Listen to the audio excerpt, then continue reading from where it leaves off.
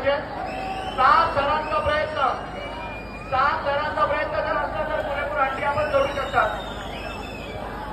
गणपती बाप्पा गणपती बाप्पा हाती घोडा पालखी टाळ्यांनी स्वागत करा। गाडीचा वापर करायचा नाही। नक्कीच अतिशय चांगले दर तुम्ही लावलेत। 7 दर जर बनले तर पुरेपूर जर होईल तर हंडीचा मानही मिळेल। 7 दर जर लागले चला चला चला क्या बात है टाळ्या वाजूया।